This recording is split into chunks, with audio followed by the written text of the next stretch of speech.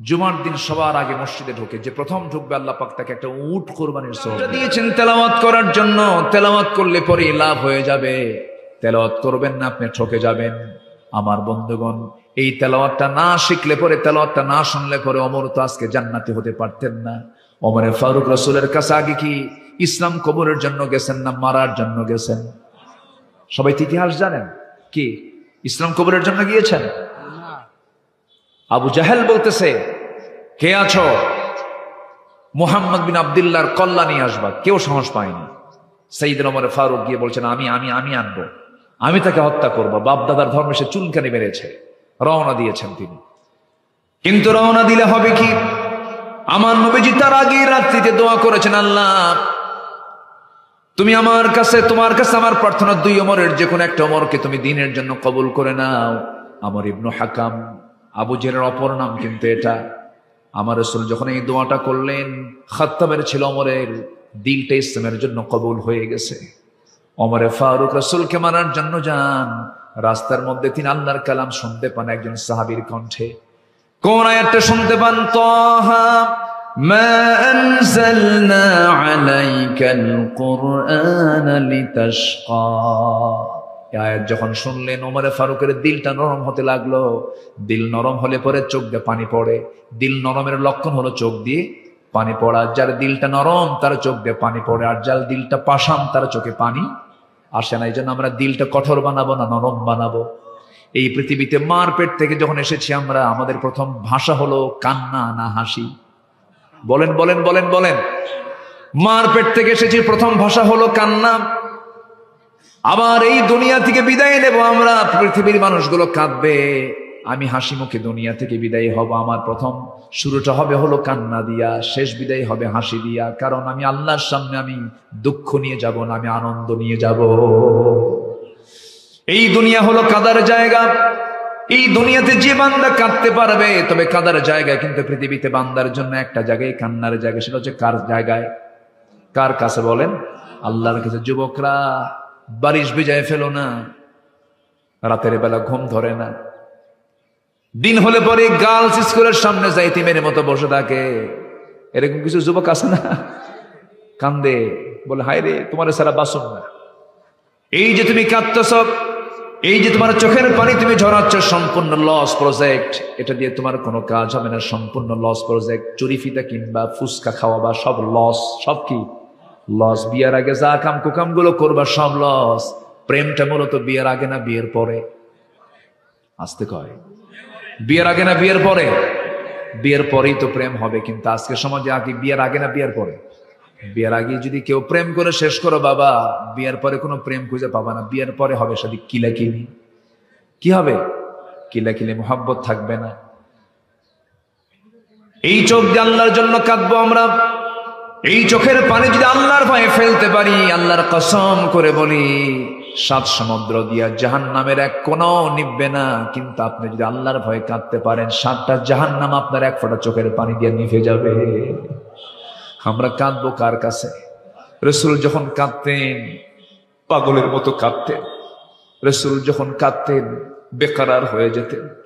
হাদিসে আসছে, নাসাঈ শরীফের হাদিসে আসছে, আমার নবীজি সেজদার মধ্যে যখন কাঁদতেন, নবীজির চোখ বেয়ে বেয়ে পানি পড়তো, মুখ দিয়ে আওয়াজ বের হতো। নামাজের সময় সেজদায় পড়ে পড়ে তিনি একটা আওয়াজ তার মুখ থেকে বের হতো। সে আওয়াজটা হলো, চুলায় আগুন ধরায়া দিয়া পাতিলে পানি তুলে দিয়া যদি আগুন যদি জ্বালানো হয়, চুলা যদি গরম করা হয়, পাতিল যদি গরম করা হয়, গরম পানি যখন সিদ্ধ হয়ে যখন টকবক করে যে আওয়াজটা হয়, সিদ্ধ করা পানির যেমন টকবক আওয়াজ হয়, আমার নবীজি যখন সেজদায় পড়ে কাঁদতেন, নবীর মুখ থেকে এমন টকবক টকবক আওয়াজ বের হতো।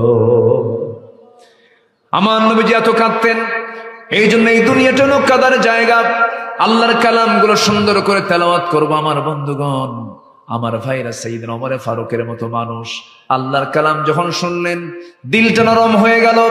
নবীর সামনে গিয়ে বলছেন, ইয়া রাসূলুল্লাহ, এই তরবারি আপনার গর্দান উড়ানোর জন্য এসেছিল, কিন্তু পারল না। একমাত্র আমাকে বাধার প্রাচীর হয়ে দাঁড়িয়েছে, তার নাম কি? কোরআন আমাকে সম্পূর্ণ উল্টায় দিয়েছে। আপনি আমাকে পড়ায় দেন, আশহাদু আল্লা ইলাহা ইল্লাল্লাহু وحده لا شريك له وأشهد أن محمدا عبده ورسوله হেদায়েতের মালিকটাকে আরো জোর হেদায়েতের মালিককে বলুন। আমার আল্লাহ হচ্ছেন হেদায়েতের মালিক। হেদায়েত চাইবো আমরা কার কাছে? আল্লাহর কাছে চাবো। আমার নবীর কাছে যখন কোরআন আসে নাই, এই বিধান যখন আসে নাই, আমার নবীজি কম চেষ্টা করেন নাই মানুষকে পরিবর্তন করার জন্য, হাজারো চেষ্টা করেছেন, হালফুল ফুজুল গঠন করেছেন। আমার নবীজি 40 বছর বয়স তো কম, হাজারো চেষ্টা করে আমার নবীজি সফল হতে পারেন নাই। কারণ তখন কি আসে নাই? আসতে পারে না, কি আসে নাই? কোরআন ছাড়া রাসূল চেষ্টা করেছেন, রাসূলের মতো মানুষও পারেন নাই, যারা জীবনে একটা মিথ্যা কথা নাই, কোনো বাজে কোনো কথা নেই, বাজে কোনো কাজ নাই। সেই নবীর মতো মানুষ যদি 40 বছর পর্যন্ত কোরআন ছাড়া চেষ্টা করে যদি ব্যর্থ হয়ে যান, আজকের সমাজপতিরা, আজকের যারা সমাজ চালাতে চান, রাষ্ট্র যারা চালাতে চান, কিন্তু কোরআন দিয়ে রাষ্ট্র চালাতে চান না, আল্লাহর কসম করে বলি কখনো আপনারা সফল হতে পারবেন না। ঠিক কিনা?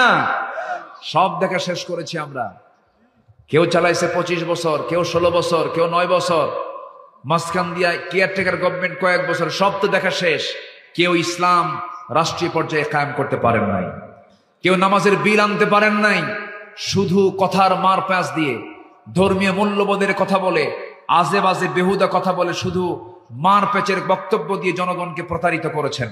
সব দেখা শেষ। আগামীর দেশ আমরা দেখতে চাই মুসলমানরা কোরআনের দেশ। ঠিক কিনা? চান কারা কারা? হাত উঁচু করে দেখান মুসলমান।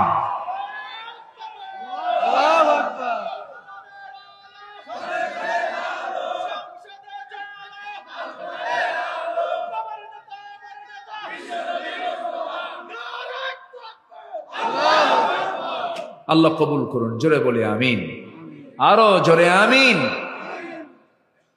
আমি তো ভাবছিলাম প্রথমে লোকজন কই, কিন্তু আপনারা যে এরকম চালাক তা তো বুঝি নাই। বলি আলহামদুলিল্লাহ।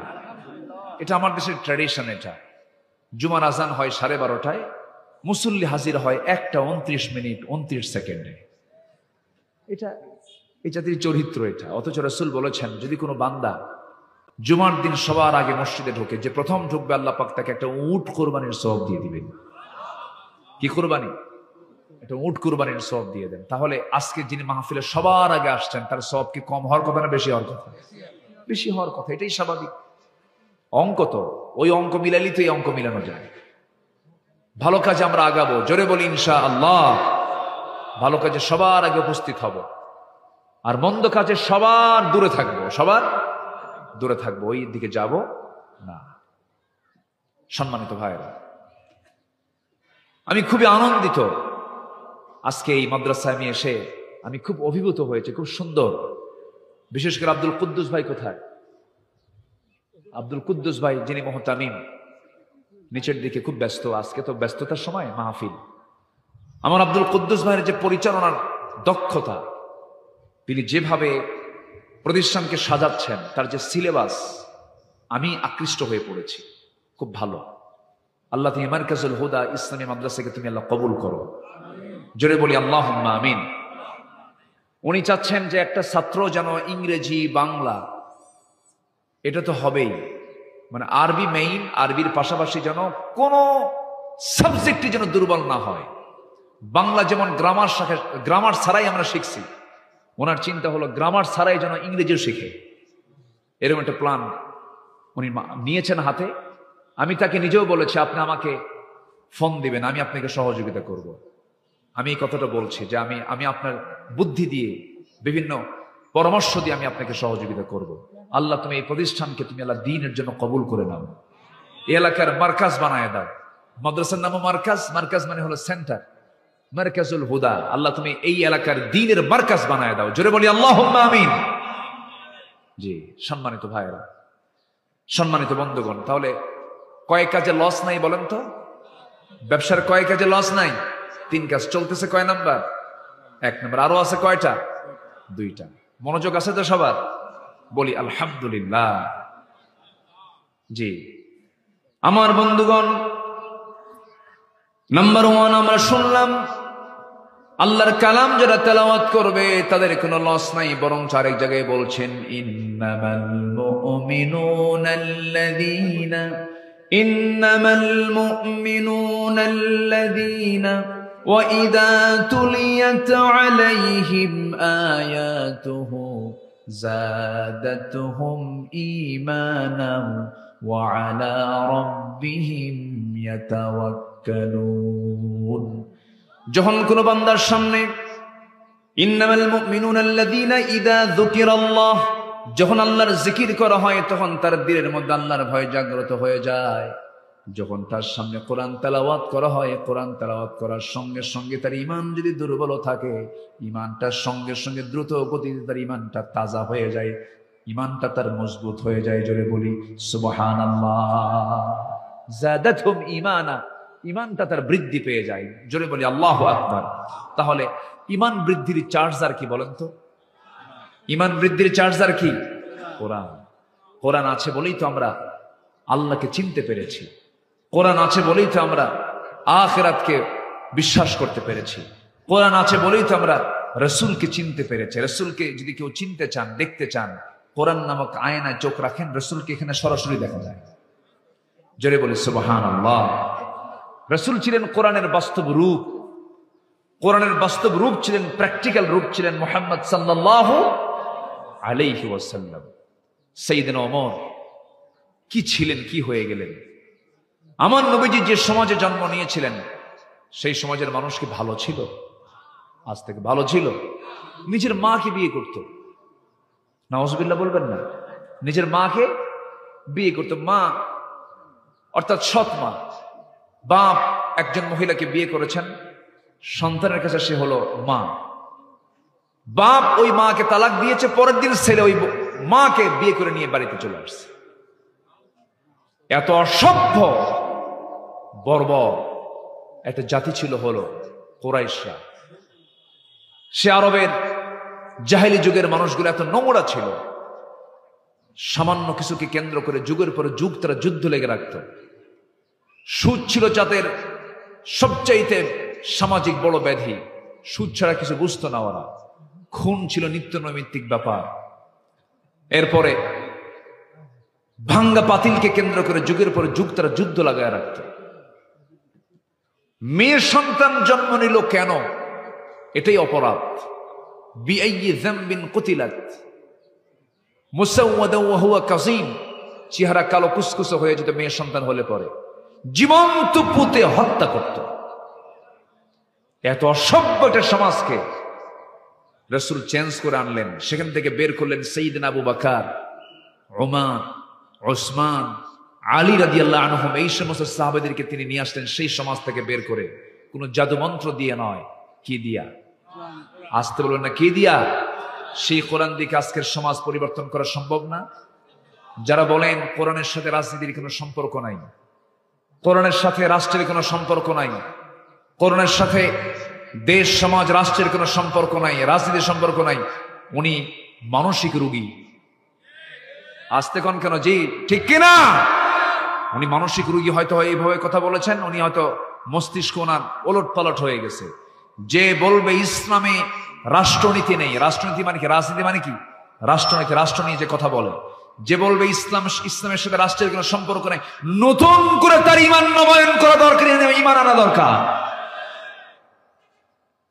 এগুলো বাজে কথা। বসেন, বসে পড়ুন। না জি দেব, হ্যাঁ আপনি বসেন। ও বাড়ি চলে যাবেন? নগদ নগদ জিকির করি লা ইলাহা, আরো জোরে লা ইলাহা সুবহানাল্লাহ আলহামদুলিল্লাহ, আরো জোরে লা ইলাহা, আরো জোরে লা ইলাহা সুবহানাল্লাহ আলহামদুলিল্লাহ, আরো জোরে লা ইলাহা ইল্লাল্লাহ, লা ইলাহা সুবহানাল্লাহ আলহামদুলিল্লাহ। পড়ে বসো। আরো জোরে লা ইলাহা লা ইলাহা ইল্লাল্লাহ মুহাম্মাদুর রাসূলুল্লাহ সাল্লাল্লাহু আলাইহি ওয়াসাল্লাম। সম্মানিত ভাইয়েরা, এই প্রতিবন্ধী মানুষগুলোর প্রতি আমরা দয়াদ্র হব, জোরে বলি ইনশাআল্লাহ। অনেক পরিবারে এগুলো আছে না, বলেন? আছে। কখনো বাপ মা রাগ করবেন না, এগুলো আল্লাহর ফায়সালা। কার ফায়সালা? আল্লাহর ফায়সালা। একটা বারের জন্য বলবেন না যে মরে না কেন, বলে কিন্তু এটা বলবেন না, কখনো বলবেন না কেন মরে না। না, আপনি কি জানেন আপনি আল্লাহর সৃষ্টির খেদমত করলে আল্লাহ আপনাকে জান্নাত দিয়ে দিবেন। আপনি আপনার সন্তানকে আপনি দেখছেন না, আর 100 লাগবে। হ্যাঁ, নাসর বান্দা, ঠিক আছে, তুমি তো আরো বেশি পাইলা, যাও। দেখছেন, ও মারহাবা কয় আবার।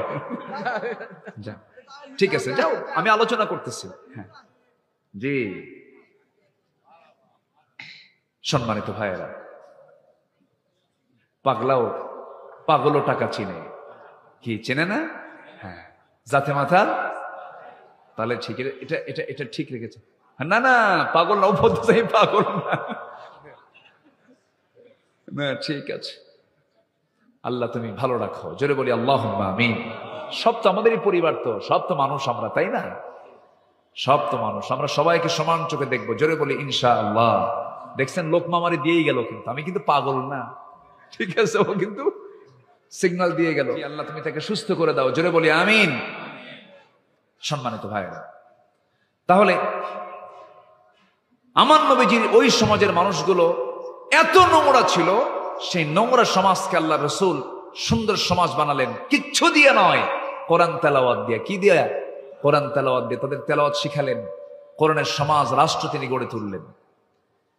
আমার বন্ধুগণ, আমার নবীর সামনে একজন সাহাবী চোখের পানি ফেলে ফেলে কান্দেন, নতুন দিন গ্রহণ করেছেন। রাসূল বলছেন, সাহাবী কান্দো কেন? ইসলাম কবুল করে ঠকছো নাকি? না হুজুর, আমি এই জন্য কান্দি না। কেন কান্নাকাটি করছো বলো? সঙ্গে সঙ্গে তিনি বলছেন, হুজুর, কান্নাকাটি করার কারণ অন্য কিছু নয়, কারণ শুধু একটাই, সেটা হলো জীবনে যেটা কোনোদিন মনে হয় নাই, কিন্তু অপরাধটা করে ফেলেছিলাম। কিন্তু যেদিন আমি ইসলাম কবুল করেছি সেই দিন থেকে আজ পর্যন্ত আমার চোখে কোনো ঘুম নাই। কেন ঘুম নাই? কি হয়েছে তোমার? হুজুর, রাতের বেলা ঘুম পাড়তে গেলেই আমার সন্তান আমাকে পিছন থেকে ডাকে। কোন সন্তান তোমার? যে সন্তানকে আমি আমার নিজের হাতে মেরে ফেলেছি, আমি নিজের হাতে খুন করেছিলাম। কেমন করে বলো? হুজুর, জাহেলি যুগে মেয়ের সন্তান জীবন্ত পুঁতে আমি হত্যা করেছি। রাসূল বললেন, একটু ঘটনাটা খুলে বলো তো। নবীর সামনে সাহাবী বসে গেলেন হাঁটু গেড়ে দিয়া। রাসূল বলছেন, সাহাবী বলো, আমি তোমার মুখ থেকে শুনতে চাই, বলো তো কেমন করে মানলা তুমি? আমার নবীর সামনে বসে গিয়ে ওই সাহাবী কেঁদে কেঁদে বলছেন, হুজুর, সন্তানটা আমার স্ত্রীর গর্ভে যখন চলে এলো 6 মাস, সন্তানটার বয়স 6 মাস হলে বউটাকে বললাম, যাও বাবার বাড়ি চলে যাও, ডেলিভারি হওয়ার পরে আসো, ছেলের সন্তান হলে পরে নিয়ে আসবা সঙ্গে করে, মেয়ের সন্তান হলে পরে জীবন্ত পুঁতে হত্যা করবা। এই কথা বলে পাঠায় দিলাম। সন্তানটা মেয়ে হয়েছে, কিন্তু আমাকে বলা হলো মৃত হয়েছে।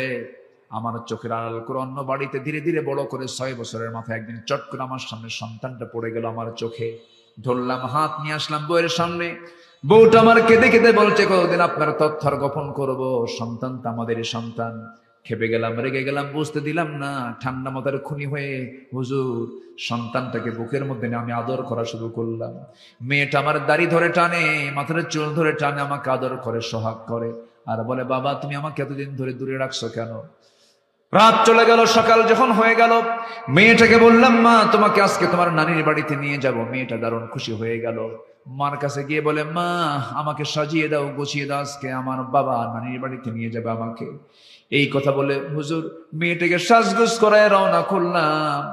নানির বাড়ির দিকে রওনা না দিয়ে জঙ্গলের দিকে রওনা করলাম। মেয়েটার মুখ শুকনা হয়ে গেছে। জঙ্গল পার হলাম, মেয়েটা শুকনা মুখ নিয়ে বলে, বাবা নানির বাড়ি না গিয়ে তুমি এই জায়গায় গর্ত খনন কেন করো? কি জন্য তুমি এখানে আমাকে নিয়ে এসেছো? কিচ্ছু বললাম না। গর্ত খনন করি, প্রচন্ড গরম। গর্ত খননের সময় কোদালের মাটি দিয়ে আমার বাড়ির মধ্যে মাটিগুলো ছিটকে এসে লাগে, আর আমার মেয়েটা ছোট্ট হাত দিয়া খিলাল করে করে সেই দাড়িতে রাখা ময়লাগুলো সাফ সাফ করে দেয়। আমার শরীর থেকে ঘাম ঝরে, মেয়েটা গামছা দিয়া ঘামগুলো মুছে মুছে দেয়, আমাকে আদর করে বলে, বাবা নানির বাড়ি কখন যাবে কিচ্ছু বললাম না। গর্ত খনন যখন শেষ হয়ে গেল, মেয়েটাকে আস্তে করে বললাম, মা দেখো তো গর্ত খনন কেমন হয়েছে। মেয়েটাকে যখন বললাম, হুজুর আমার মেয়েটা একটা মুচকি হাসি মারলো, সরল মনে বিশ্বাস করে গর্তের কাছে একাকি চলে গেল। গর্তের কাছে গিয়ে যখন উকি মেরে দেখতে লাগলো, পিছন দিকে আমি চলে আসলাম। দুটো হাত দিয়ে আমি সজোরে এমন জোরে ধাক্কা মারলাম, এক ধাক্কায় সন্তানটা গর্তের মধ্যে পড়ে গেছে।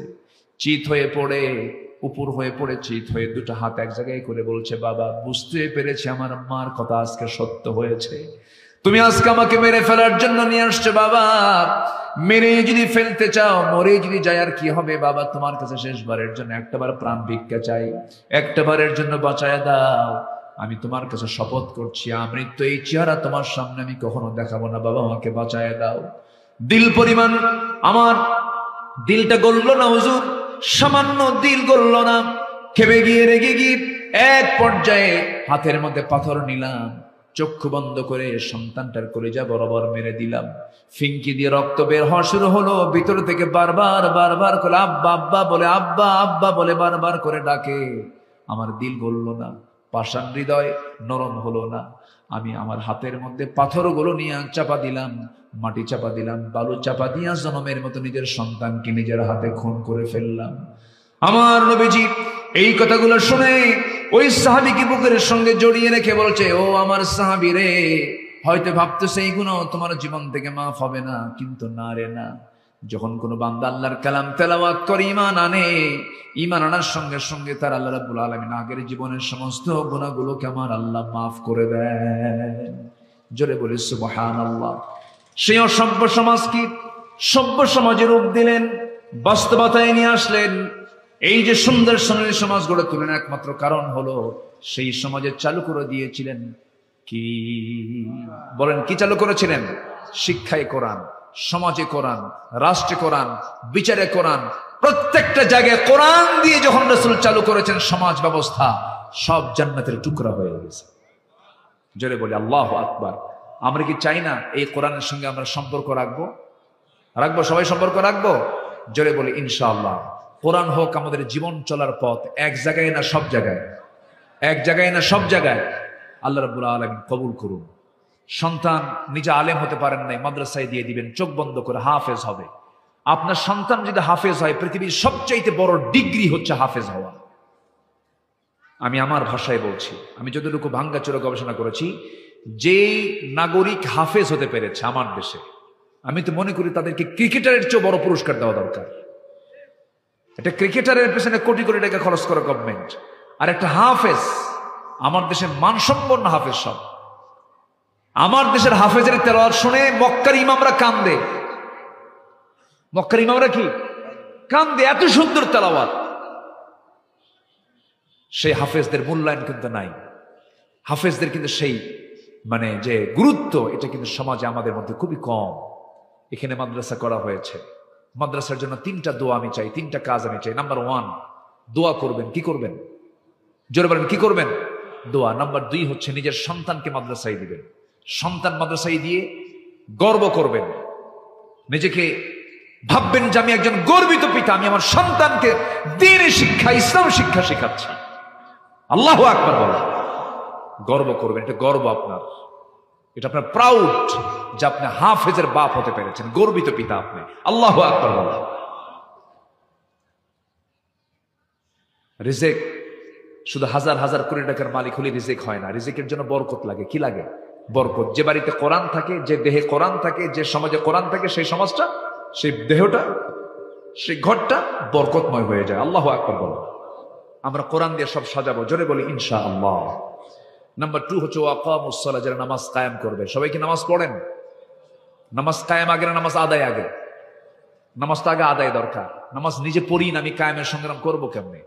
তো নামাজ 5 ওয়াক্ত পড়বেন কারা কারা, একটু হাত তুলে দেখেন তো দেখি। জোরে বলি ইয়া আল্লাহ, আরো জোরে ইয়া আল্লাহ। আমাদেরকে 5 ওয়াক্ত সালাত আদায় করার তৌফিক তুমি আল্লাহ দিয়া দাও। জোরে বলি আমিন, আরো জোরে আমিন। হাত নাম। সম্মানিত ভাইয়েরা, আজান 2-4-5 মিনিটের মধ্যে কিছু জায়গায় আজান হয়ে গেছে। আজান শুরু হবে যখন তখন। আমি সব এই তো শুরু হয়েছে না আজান? আজান শুরু হয়ে গেছে, আওয়াজ শোনা যাচ্ছে। হ্যাঁ না ঠিক আছে, আলহামদুলিল্লাহ। আমরা তো উঠেছি আলোচনায়, সমস্যা নেই, মাশাআল্লাহ। সম্মানিত ভাইয়েরা, যারা বসেছেন থাকবেন শেষ পর্যন্ত। নামাজ এখানেই হবে, কি বলেন? আসতে বলে নামাজ এখানে জায়েজ নাই, নামাজ পড়া এখানে জায়েজ নাই। মসজিদের যে সওয়াব পাবেন এখানেও সেই সওয়াবই পাবে, জামাত যদি হয়। আলহামদুলিল্লাহ বলেন। 5 ওয়াক্ত নামাজ পড়বেন কারা কারা, একটু হাত তুলে দেখেন দিকে। 5 ওয়াক্ত নামাজ, হ্যাঁ জোরে বলি ইয়া আল্লাহ, আমাদেরকে 5 ওয়াক্ত সালাত আদায় করার তৌফিক তুমি আল্লাহ দিয়া দাও। জোরে বলি আমিন, আরো জোরে আমিন, আরো জোরে আমিন। হাত নামান, কষ্ট দিয়ে ফেললাম। নামাজ পড়লে জাহান্নাম থেকে বাঁচা যাবে, নামাজ না পড়ে জাহান্নাম থেকে বাঁচার কোনো সুযোগ। ওঠে কেন? এই যে উঠতেছেন কেন আপনি? আমি তো উঠতে বলিনি। বসেন, একটু বসেন, আমরা দোয়া করব, এরপরে নামাজ হবে। দোয়া ছাড়া চলে যাবেন আপনি? দোয়া হচ্ছে আমাদের মাহফিলের অনুষ্ঠানের শেষ পর্ব হচ্ছে দোয়া। এই দোয়া থেকে যিনি মাহরুম হবেন, আমি মনে করি তো তার আব্বা আম্মার প্রতি তো তার একটু মনে হয় মোহাব্বত কম। এই দোয়া থেকে আব্বা আম্মার জন্য দোয়া হবে না? রব্বির হামহুমা কামা রব্বায়ানি সাগীরা, এই দোয়া থেকে মাহরুম হবেন কেন? বসেন, একটা লোক নড়বেন না, ফয়সালা করে দেন। জোরে বলি আল্লাহুম্মা আমিন। আসুন, এখানে আজান হবে, নামাজও হবে। আল্লাহুম্মা আমিন। রব্বানা যালামনা أنفسنا وإن لم تغفر لنا وترحمنا لنكونن من الخاسرين